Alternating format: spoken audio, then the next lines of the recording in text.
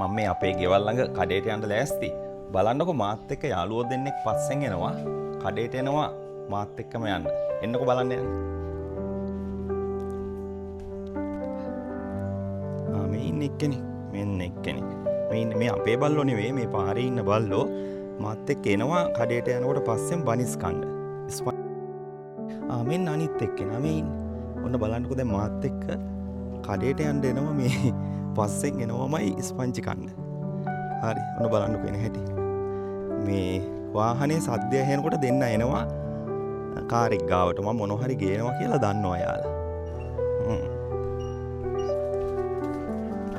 ඔන්න කඩේ ළඟට මට ඉස්සල්ලා දුවනවා මේ. මට ඉස්සල්ලා කඩේ ළඟට දුවනවා දැන් ඔය. බලමු මොනවද තියෙන්නේ කියලා කඩේ. ලාලා ස්පංචි නෑ එතකොට නේ.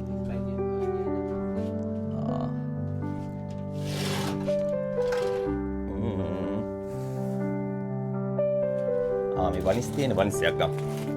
බනිස් අලුත් ඒවා නේද? අකයි.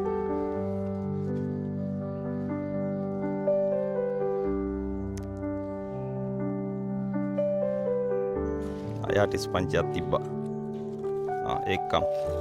ඔයා බනිස් කන්නේ නෑනේ. නේද? අකයි. ටොමි.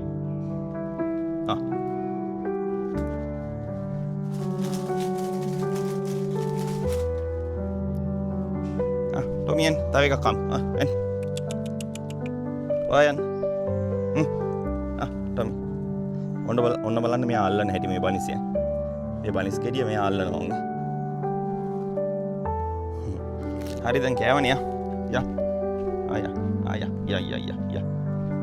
ඇතිනේ කෑවා. යමුනේ. යා.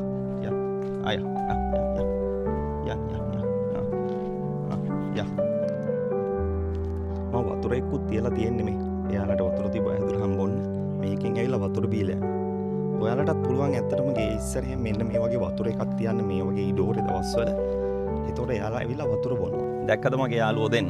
හොඳයි නේද? කඩේ ළඟට හැමදාම පස්සෙන් එනවා මොනවා හරි කන්න. ඒ වගේම මම ටවුන් එකට ගිහින් එනකොට අනිවාර්යෙන් ගේට් එක ළඟට එනවා. වාහනේ සද්ද ඇහුනහම එයාලා අනිවාර්යෙන් දන්නවා මම මොනවා හරි එයාලට ගේන බව. අපේ ගෙදර නෙවෙයි පාරේ ඉන්න සත්තු ඒ වුණාට මට හරි ආදරේ. ඔයත් සත්තුන්ට කෑම ටිකක් දෙන්න වතුර ටිකක් දෙන්න ඒක ලොකු පිනක් නේද මේ පිටිපස්සේ ඉන්නේ. පේනවද? ඔය ඉන්නේ දෙන්න පිටිපස්සේ. රයිට් කෑම ටිකක් දෙන්න වතුර ටිකක් දෙන්න ඒක ලොකු පිනක්. හොඳයි. එහෙනම් හැමෝටම සුබ දවසක්. තෙරුවන් සරණයි.